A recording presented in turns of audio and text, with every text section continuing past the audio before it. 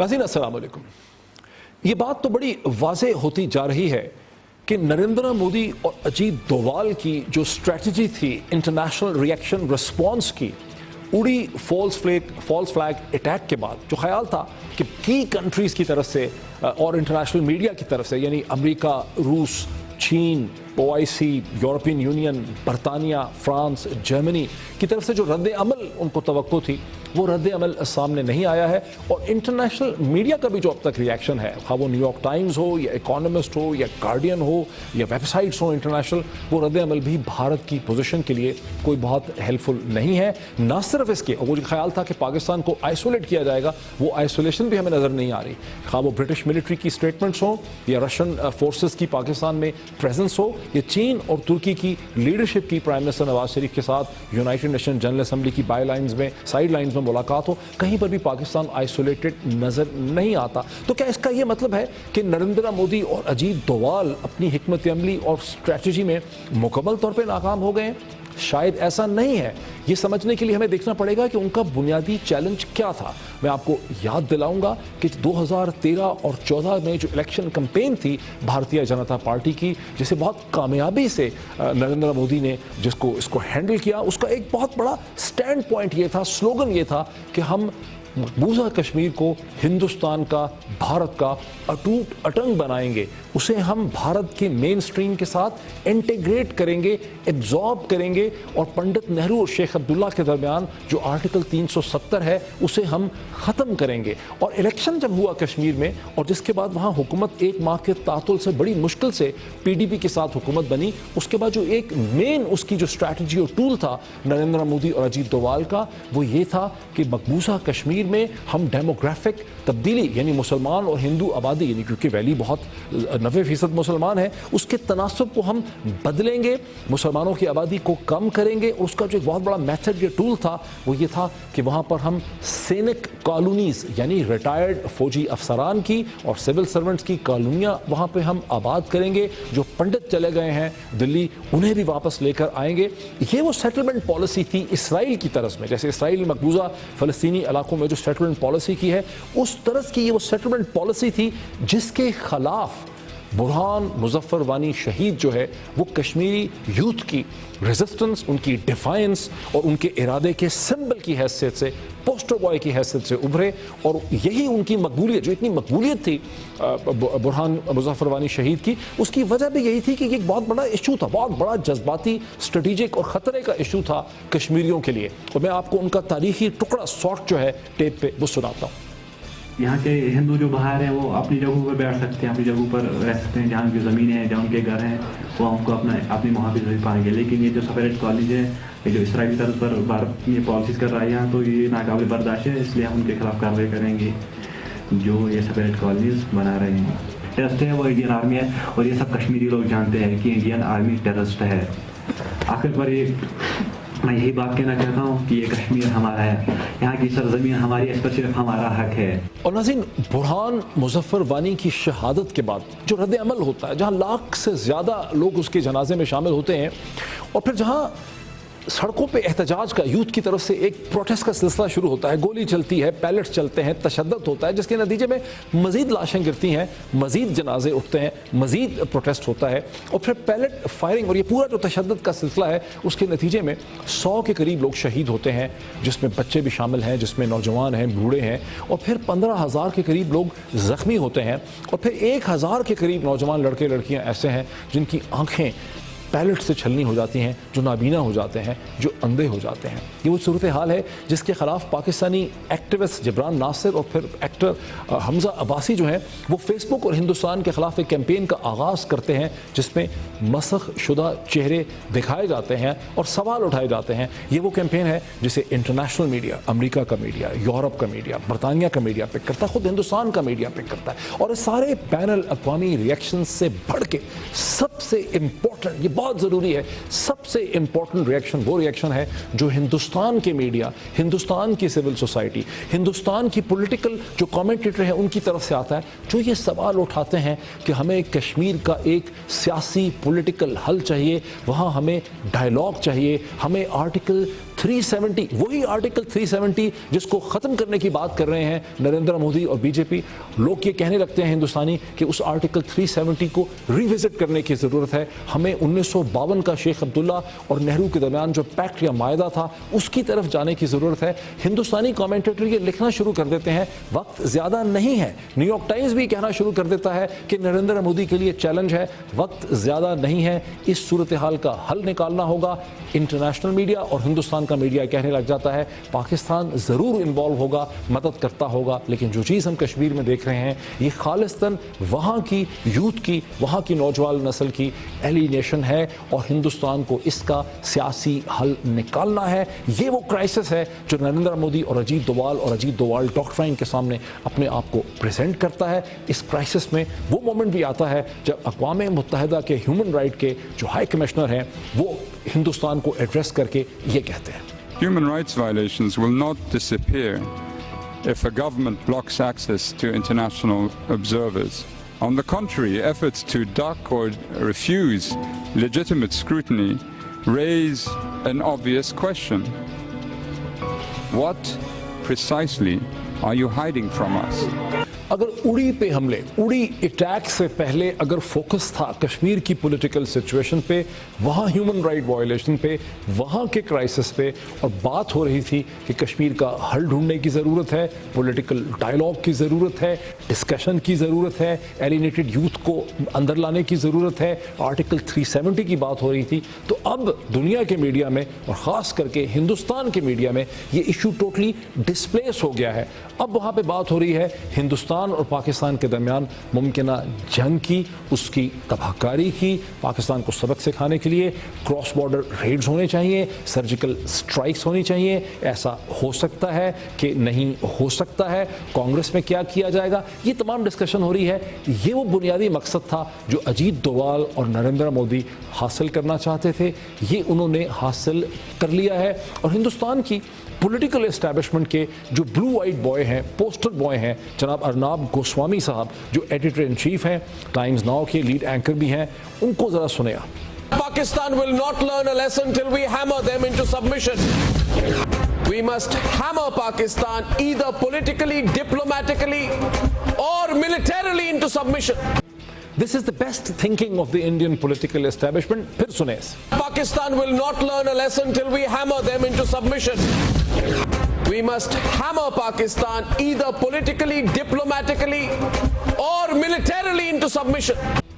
اور آج جو جنون ہے, جو پاگل پن ہے, جو انتہا پسندی ہے, اس کے بھوت اس وقت ہندوستان کے میڈیا پہ ننگے ہو کے ناچ رہے ہیں. اور اس کی اگزامپل یا مثال یہ ہے کہ پاکستان کے وزیر اعظم جناب نواز شریف صاحب کے سر کی قیمت لگائی جا رہی ہے. यदि कोई व्यक्ति आतंकवादियों को संरक्षण देने वाले पाकिस्तान के प्रधानमंत्री नवाज शरीफ का सर काट कर लाएगा तो हमारा संगठन उसे 1 करोड़ रुपए का पुरस्कार देगा. ناظرین, یہ سارا جو پاگل پن ہے, یہ جنون ہے, یہ جو میڈنس ہے, اس میں بھی ایک میتھڈ ہے. بات تو یہ کی جا رہی ہے کہ پاکستان کے خلاف سرجیکل سٹرائکس ہوں, پاکستان کے خلاف کولڈ اسٹارٹ ڈاکٹرائن ہو, لیکن ہندوستان کے تمام جو ڈیسیجن میکر ہیں, جس میں وزیر اعظم ہے, ان کا پی ایم او ہے, ان کا فارن آفس ہے, جو ملٹری کمانڈ ہے, خود ارناب گوسوامی ہے, سب جانتے ہیں کہ ہندوستان بڑا ضرور ہے, اس کی افواج ضرور بڑی ہوں گی, حجم بڑا ہے, لیکن گراؤنڈ پہ ہندوستان کو اتنا طاقت کا توازن ہندوستان کے فیور میں ابھی تک نہیں ہے, اتنا ملٹری امبیلنس نہیں ہے کہ ہندوستان اپنی مرضی کی, اپنے نتائج یا اہداف حاصل کرنے کی جنگ پاکستان پہ امپوز کر سکے. اس لیے ہندوستان میں جو کچھ بھی ہو رہا ہے, اس کا مقصد یہ ہے کہ اتنا جنون پیدا کیا جائے, اور پھر جو ہندوستان کا اسٹریٹجک پارٹنر یا الائے ہے امریکہ, جس کے پولیٹیکل سسٹم میں ہندوستان کی پولیٹیکل اسٹیبلشمنٹ کی پینیٹریشن نہ صرف وائٹ ہاؤس میں ہے, سینٹ میں ہے, کانگریس میں ہے, ہاؤس میں ہے, کارپوریٹ سرکلز امریکہ کے جو ہیں بڑی بڑی کمپنیاں وہاں پر ہے, بزنس سرکلز میں ہے یا میڈیا میں ہے, وہاں کے ذریعے دباؤ ڈال کے پاکستان سے پولیٹیکل کنسیشنز حاصل کی جائیں تاکہ وزیر اعظم نریندر مودی جو ہیں انہیں ایک بار پھر وکٹوریس دکھایا جائے, جو بہت بڑی ضرورت ہے. چونکہ ایک تو پاکستان کو انگیج نہیں کرنا کسی قسم کے کنسٹرکٹیو ڈائلاگ میں, یہ بھی ایک بہت بڑا اسٹریٹجک مقصد ہے جس کے لیے ہندوستان تیار نہیں ہے, اس لیے نہ ساک میں پارٹیسپیشن ہوگی, غالباً ساک کا سمٹ بھی نہیں ہوگا. اور پھر 2017 کے شروع میں ہندوستان کی بہت سی ریاستوں میں, جس میں پنجاب ہے, جس میں منی پور ہے, جس میں اتراکھنڈ ہے, اور جس میں خود یونائٹڈ پروونسز یو پی بھی اور گجرات بھی ہیں, وہاں الیکشن ہونے ہیں. تو ظاہر ہے ان الیکشن میں جو اینٹی پاکستان ریٹرک ہے بی جے پی کا, نریندر مودی کا, وہ بڑا کارآمد ثابت ہوگا. انہیں ٹینشنز کو بڑھایا جائے گا اور فائنل ریزولوشن جو ہے وہ امریکہ ہی کے ذریعے حاصل کرنے کی کوشش کی جائے گی. اس لیے کل جو تقریر سشما سوارت صاحبہ ہندوستان کی فارن منسٹر کریں گی اقوام متحدہ کی جنرل اسمبلی میں, وہ بڑی اہم ہوگی, کیونکہ اب تک کا جتنا رد عمل آیا ہے انٹرنیشنل, اس کو دیکھ کے ان کے کی پوائنٹس جو ہیں انہیں ریوائز کیا جائے گا, اور ضرورت ہوگی کہ پاکستان کا فارن آفس اور میڈیا اس کو پک اپ کرے اور پھر اس کو ریسپونڈ کرے. اب بریک لیتے ہیں اور بریک کے بعد دیکھتے ہیں کہ جن سرجیکل اسٹرائکس کی بار بار بات کی جا رہی ہے اس کی کوئی کیپیسٹی بھی انڈیا میں ہے کہ نہیں. After the break.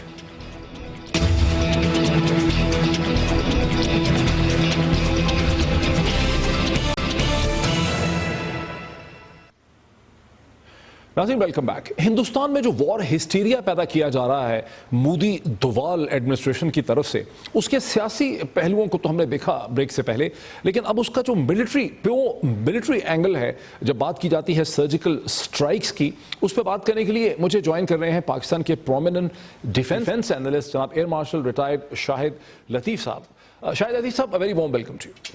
Thank you G.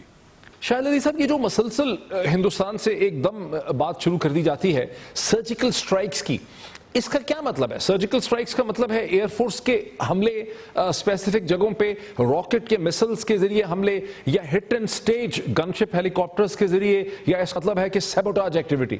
Doctor صاحب, زیادہ تر تو اس کا مطلب ہے ایئر فورس کا استعمال, اور اس ایئر فورس کے استعمال میں آپ ایئر فائٹر ایئر کرافٹ اور ہیلی کاپٹرز دونوں کو شامل کر لیں.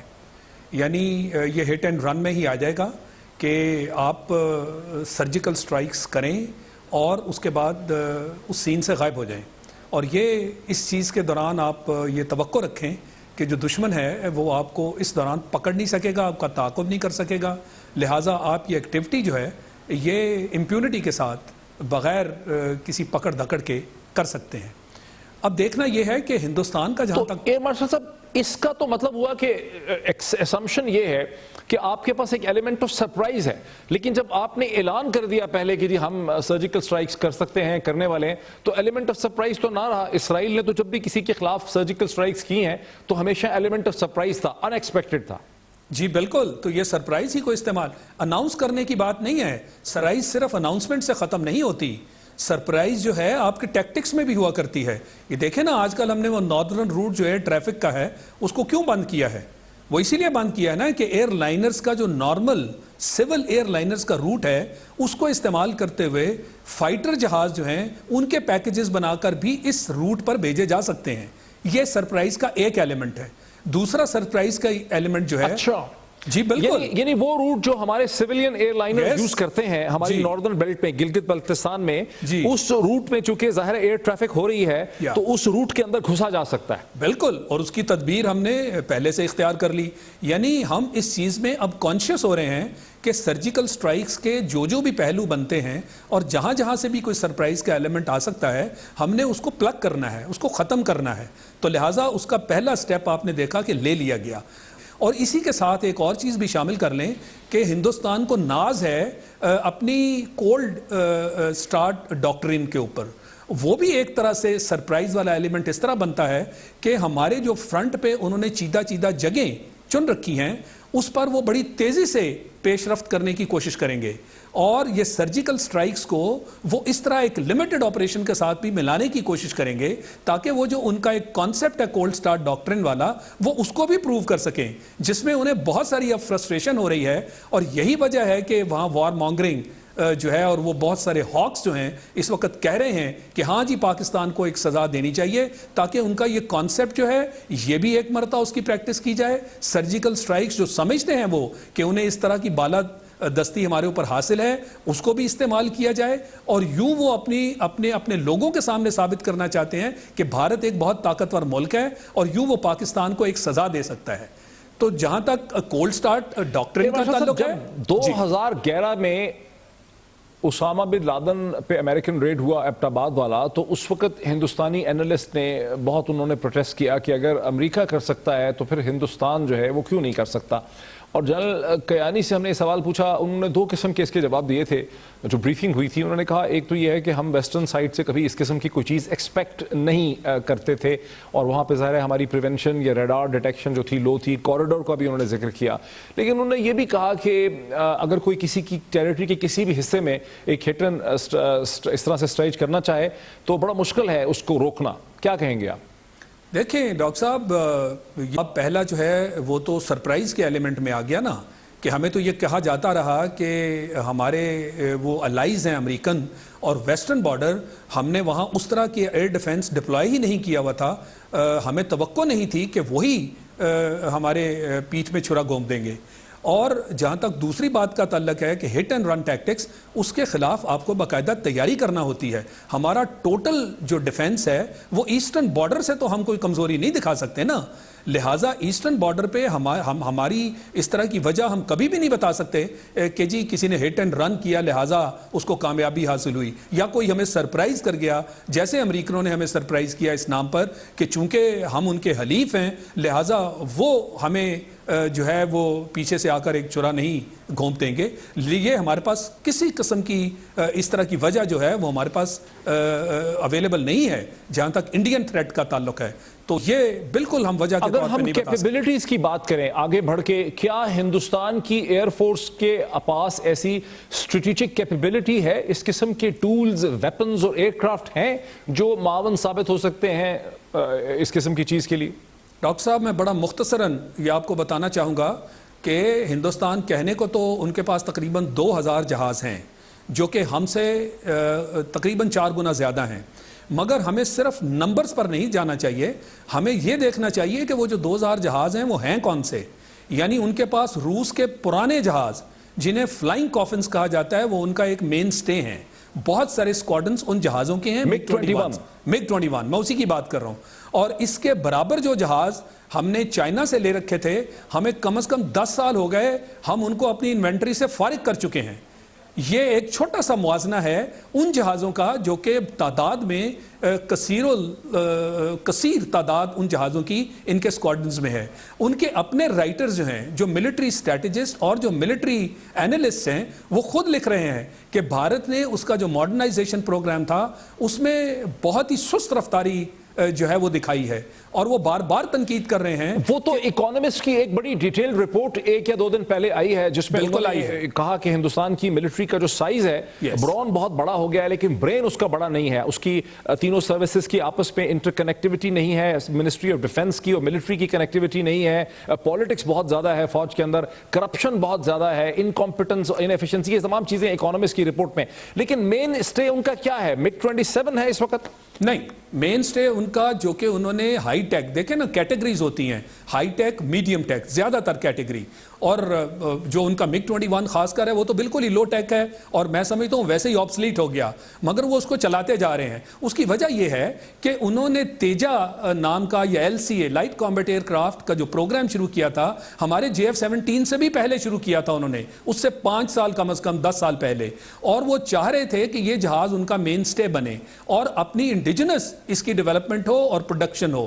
مگر ہم نے دیکھا کہ ہم نے by the grace of Allah JF-17 ہمارا کامیاب ہو گیا, بڑی محنت کی ہم نے اس میں, اور چین کی مدد کے ساتھ ہمارا برین ویئر تھا وہ سارا, اور ہمارا ہائی ٹیک جو برین تھا جس میں ہم نے ویسٹرن ٹیکنالوجی اور امریکن ٹیکنالوجی چونکہ ہم استعمال کر چکے تھے اس کو استعمال کیا, لہٰذا بہت ہی ایک ہائی ٹیک جہاز ہم نے JF-17 بنا لیا. اور الحمدللہ آج JF-17 آپ کی ایئر فورس کا مین سٹے بنتا جا رہا ہے. بہت سارے JF-17 ہمارے اسکواڈرن میں آلریڈی آپریشنل ہو گئے.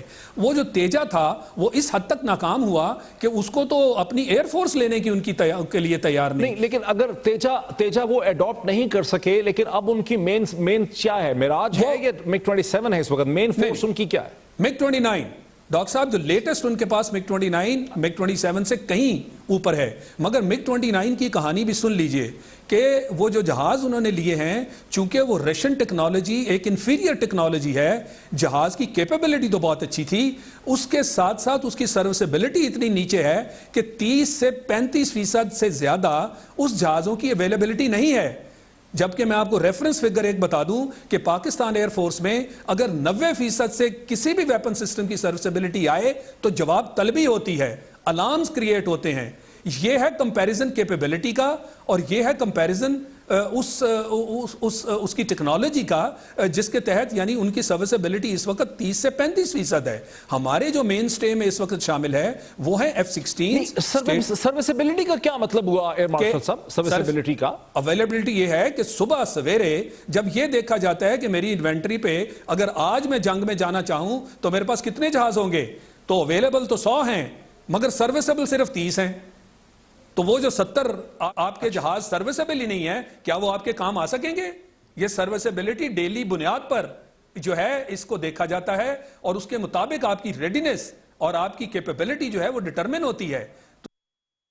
بات کر رہا ہوں یہ جو F-16 ہمارے پاس ہیں، F-16 پلینز ہمارے پاس ہیں، ان کی سروسیبلٹی کی کیا صورتحال ہے؟ میں آپ کو یہی بتانے جا رہا تھا کہ ہمارے ہاں سٹینڈرڈ جو ہیں وہ یہ ہیں کہ ہماری جو ٹیکنیکل ٹیمز، ہمارے انجینئرنگ کی ٹیمز ہیں، ان کے ذمے یہ کام دیا جاتا ہے کہ ہمارے ویپن سسٹمز، اور چونکہ وہ ویسٹرن ہیں، ٹیکنالوجی بہت اچھی ہے، ان ویپن سسٹمز کو 90% سے کم سروسیبلٹی قبول نہیں کی جاتی. یہ سٹینڈرڈز ہیں ہمارے.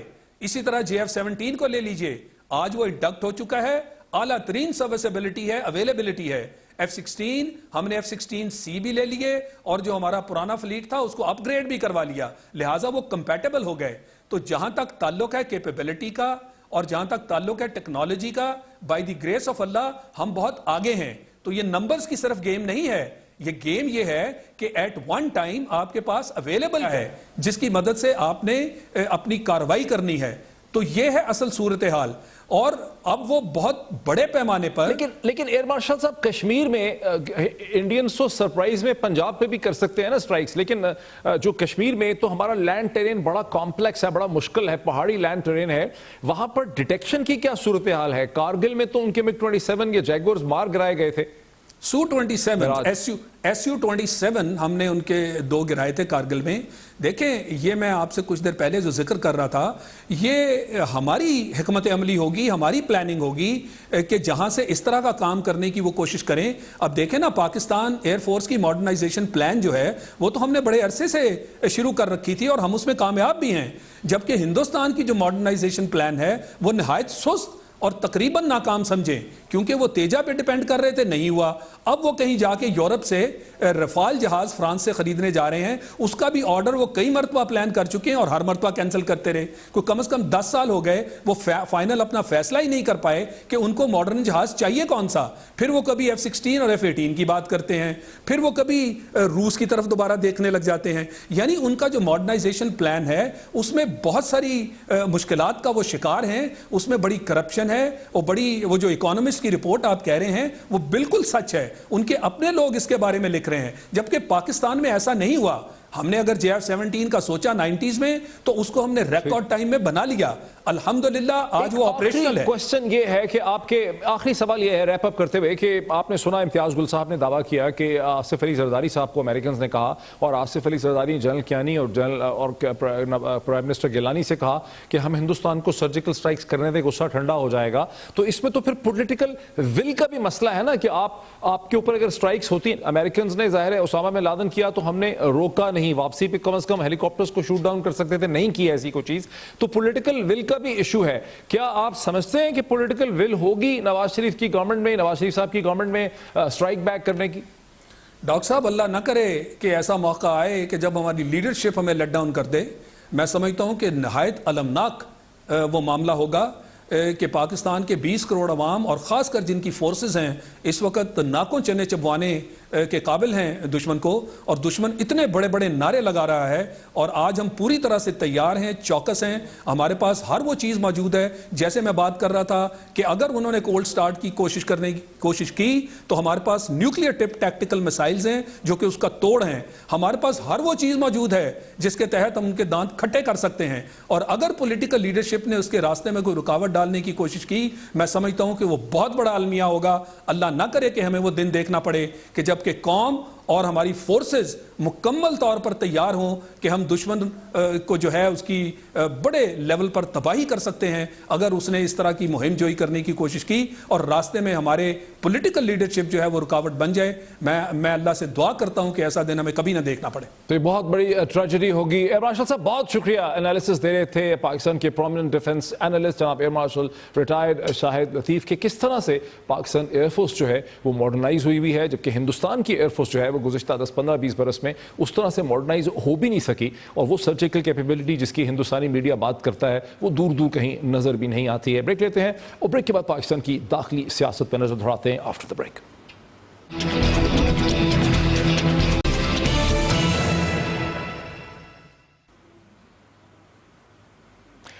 ناظرین ویلکم بیک. چلتے ہیں پاکستان کی داخلی سیاست کی طرف, اور پاکستان کے ممتاز تجزیہ کار کالم نویس جناب حسن نثار صاحب مجھے جوائن کر رہے ہیں, جنہیں کئی دفعہ حسن نثار صاحب کو لوگ پاکستان کا the angry man of Pakistani media بھی کہتے ہیں. حسن نثار صاحب very warm welcome to you. بہت مہربانی ڈاکٹر صاحب, تھینک یو ویری مچ. جی سر, یہ لوگ آپ کو جو اینگری مین سمجھتے ہیں, that angry man of the Pakistani media, اس کی کیا وجہ ہے؟ ڈاکٹر صاحب آپ کو یاد ہوگا ہم انگلینڈ اور جرمنی میں کچھ دیر اکٹھے رہے تھے, یاد ہے آپ جی جی جی جی ٹریول کر رہے تھے ہم لوگ. ٹھیک ہے, ٹریول کر رہے تھے تو آپ نے مجھے کتنا ان پلیزنٹ پایا یا کتنا اینگر آپ نے دیکھا مجھ میں؟ آئی ایم شیور نہیں, اس وقت تو نہیں دیکھا. کوئی ایسی بات نہیں. اچھا, تب بھی جب ان منحوسوں کا ذکر ہوتا ہے تو تب بھی میں اتنا ہی اینگری ہوتا تھا, ذاتی زندگی میں نہیں ہے. جب مجھے یو این کی رپورٹ دکھائی دے گی کہ پاکستان نصابی اعتبار سے, تعلیم کے نصاب کے اعتبار سے مہذب دنیا سے 60 سال پیچھے ہے, اور صدر جو بیٹھا ہے ادھر قصر صدارت پہ جس کی آؤٹ پٹ 0 بھی نہیں ہے, اور وہ کہے گا ہم نظریہ پاکستان نصاب میں گھسیڑیں گے, دنیا سے 60 سال پیچھے, تو ڈاکٹر صاحب کسی بھی سینسٹیو آدمی کا خون کھولے گا جب اسے پتہ لگے گا کہ اتنے کروڑ لوگ اس کے ہم وطن جو ہیں, ایک طرف پنامے اور بہاماز ہیں اور اتنے کروڑ خط غربت میں ہیں. خون کھولے گا. صفحے ماتم پہ مجرے نہیں ہوتے, وہاں آنسو بہائے جاتے ہیں. جب آپ کو گالی دیتا ہے, میں سمجھ گیا آپ کا موقف. ذرا اس سیاست پہ جو اتنی پریشان کرتی ہے, عمران خان صاحب جو تنہا رائبرنڈ مارچ کرنے چلے ہیں اور سارا میڈیا کہتا ہے کہ وہ اکیلے ہیں, آپ یہ کتنا بڑا چیلنج نواز شریف صاحب کے لیے کھڑا کر رہے ہیں؟ پوری دنیا میں, پوری دنیا کی تاریخ میں دیکھ لیں آپ, یہ کچھ لوگ تاریخی حقائق کے غلام ہوتے ہیں. وہ ہوتے ہیں ہم آپ جیسے آرڈنری لوگ. کچھ لوگ ہوتے ہیں جو تاریخی حقائق کو تبدیل کرنے کی, زمینی حقائق کو, تاریخی نہیں, زمینی حقائق کو, ہم اس کے غلام ہوتے ہیں. کچھ اس کے خلاف لڑتے ہیں, وہ اسپارٹیکس کی طرح بھلے ٹیپو کی طرح مارے جائیں, سراج الدولہ کی طرح مارے جائیں, کامیابی ناکامی اور نہیں. وہ واحد آدمی ہے جو اس ملک میں سچائی کی لڑائی لڑ رہا ہے. وہ اکیلا عمران خان اگر نہ ہوتا تو پاناما کی برسی ہو گئی ہوتی اب تک. اس کا یہ بہت بڑا کریڈٹ ہے. یہ جب بے شرمی, بے حیائی اور بے حسی کی چادر دھند کی طرح چھا جائے نا, تو پھر اسی طرح کی لوگ جھکتے مارا کرتے ہیں. میں اور اکیلا ہونا کیا ہوتا ہے, تاریخ میں بہت سے لوگ تھے اکیلے رہ گئے لیکن انہوں نے اپنے سٹینڈ. اور ایک اور بات میں لیٹ می ایڈ, اس کا کروڑوں کے حساب سے بے شمار اس کا ووٹ ہے. 1000 سے 1,500 کی لیڈ سے یہ ضمنی انتخاب جیت رہے ہیں. ان کو ڈوب مرنا چاہیے. 8 سال سے پنجاب کی گردن پہ سوار ہیں, اور وہ بچی جو ہرائی گئی ہے زبردستی, وہ پتہ عاشق جٹ صاحب یا کون صاحب تھے, وہ جن کی بیٹی تھی, آکسفورڈ کی پڑھی ہوئی بچی. یہ جو تو یہ کس کا ووٹ ہے؟ عمران خان صاحب کی پارٹی میں جو پھوٹ پڑی ہے, وہاں پہ جو ایک لڑائی جھگڑا چل رہا ہے, وہ کیسے اثر انداز ہوتا ہے ان کی طاقت کے اوپر؟ دیکھیں بات سنیں, پارٹی, مردہ پارٹیوں میں جن کے اندر کچھ نہیں ہوتا, ان میں ڈسپلن بہت ہوتا ہے. اب میں اور آپ اگر اکٹھے دو ہم جا رہے ہوں گے تو ہمارے اندر ڈسپلن نہیں ہونا تو کیا ہونا ہے؟ جب موب ہوگا, اوپر سے پھر ماشاءاللہ ان پڑھ بھی ہوگا, اور ان پڑھ ہونے کی وجہ سے جذباتی بھی ہوگا, جذباتی کی وجہ سے جہالت, جہالت کی وجہ سے جذباتیت. یہ ایک وشیس سائیکل ہے جس میں لوگ پھنسے ہوئے ہیں. کوئی رائبلریز ہیں, لیگ پولنگ ہے. میں جو کہتا ہوں مدتوں سے کہ پاکستان کا بحران اقتصادیات نہیں, برباد ہوتی ہوئی اخلاقیات کا ہے. ہم تو 4 نہیں اکٹھے بیٹھ سکتے, ہم تو ایک گلی میں اکٹھے نہیں ہیں. لیکن طبقاتی رولا اور ہے آپ کا, فرقہ واریت کا رولا اور ہے. تو اس قسم کی کشمکش نہیں ہو رہی نا جس قسم کی پی ٹی آئی میں ہوتی ہے. نہیں نہیں نہیں نہیں ڈاکٹر صاحب, آپ زیادتی کر رہے ہیں یا آپ بھول رہے ہیں. عمر میری ہے چیزیں بھولنے کی, بھول آپ رہے ہیں. آپ تو ماشاءاللہ you young enough to remember everything. بھائی جہاں خواجہ آصف اور یہ کیا اپنا نثار علی خان صاحب, they are not even on talking terms. ان کے اندر بھی گٹے گٹے کھینچے جاتے ہیں, جوڑ توڑ ہیرا پھیری سب چلتی ہے. لیکن چونکہ یہاں بہت زیادہ خوفناک قسم کی بنیادی طور پہ آمریت ہے, خوفناک بھیانک آمریت ہے خاندان کی. That way it's not a political party, یہ فیشسٹ قسم کے لوگ ہیں. کسی کو دان دیں نہ دیں, لڑکا کے انہوں نے بندے, اب بیٹھی ہے بیچاری تہمینہ دولتانہ, اس سے زیادہ ہونی ہے کسی کی قربانی, کھڑے لگا کے رکھا ہوا ہے نا, بول سکتی ہے. یہ عرض کریں, یہ بتائیے کہ جو باقی 3-4 جماعتیں ہیں جو شروع میں ساتھ کھڑی تھیں عمران خان کے, جس میں جماعت اسلامی ہے, پیپلز پارٹی ہے, اس وقت ایم کیو ایم بھی سامنے آتی تھی, پھر ڈاکٹر طاہر القادری صاحب پی ایم ایل کیو, یہ سب, ان سب کے اس موقع پہ کیا مفادات نظر آتے ہیں آپ کو؟ نہیں, ان کے دیکھیں بات سنیں, ان کے مفادات تو کیا ہونے ہیں, ایک ہمت چاہیے. دیکھیں میں آپ اور چند اور دوست ہم ایک سفر پہ نکلتے ہیں, ہم نے فلاں پہاڑ کی چوٹی سر کرنی, میں کمزور ہوں, میں 1.5 کلومیٹر کے بعد رہ گیا, آپ مجھ سے ذرا بہتر تھے, آپ 2 چلے گئے, جو آپ سے زیادہ تگڑا ہے وہ 3 چلا گیا, وہ باقی مرمرا گئے رستے میں, ایک آدھ ٹاپ پہ پہنچ کے اس نے جھنڈا گاڑ دیا. اب اپنے سٹیمنے کی بات ہے, اپنی سوچ کی بات ہے, اپنا مائنڈ سیٹ ہے, اپنی پریورٹیز ہیں.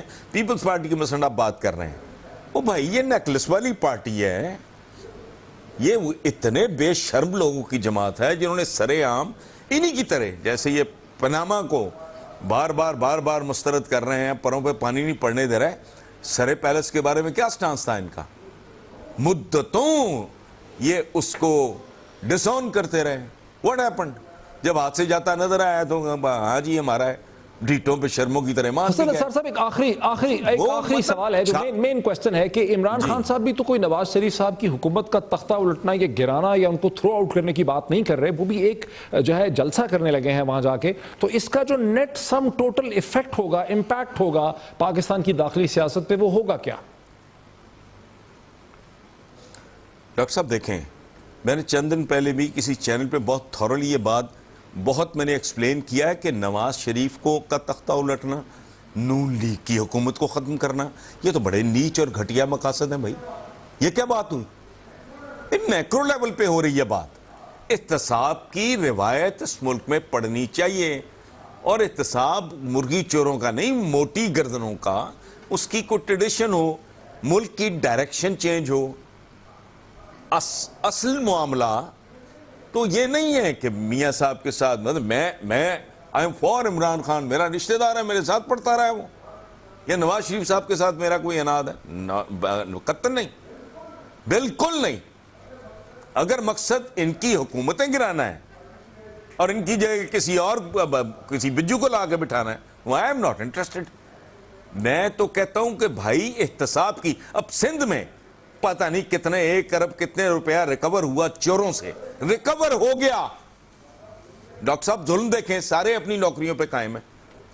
یعنی آپ نے مجھے بطور چور پکڑ بھی لیا, مجھ سے مال مسروقہ بھی ڈاکٹر صاحب آپ نے برآمد کر لیا, اور پھر مجھے کہا کہ اچھا پلیز کنٹینیو.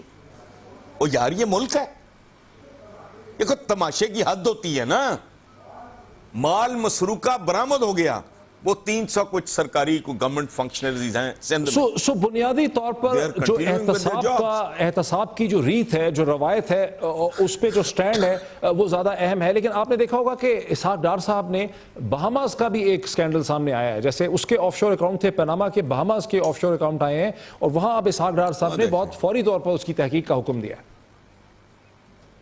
ایک منٹ ڈاکٹر صاحب, آپ اتنے بھولے ہیں, یہ گلیوں سے اٹھ کے یہاں تک پہنچے ہوئے لوگ ہیں, ان سے زیادہ کاریگر کون ہونا ہے.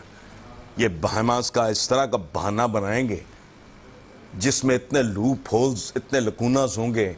کل وہ کہیں گے ہم نے جیسے بہاماس کا کیا تھا وہی ماڈل ہے، اسی طرح پاناماز کا بھی کر لیتے ہیں تاکہ ان کو سیف ایگزٹ مل جائے. سمپل. یہ واردات کر رہے ہیں.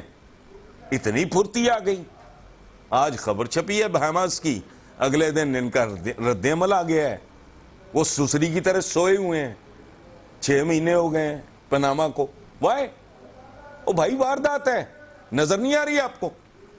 یہ اس کو اس طرح انجینئر کریں گے کہ اس کا ایک ماڈل بنا کے کہیں گے جی اسی پیٹرن پہ پاناماز کا بھی کر لیں. یہ تو ہم نے پہلے کیا ہے، پریزیڈنٹ موجود ہے، فلانا ایٹم کانا ہے. حد ہو گئی. یہ تو ننگی چٹی واردات ہے.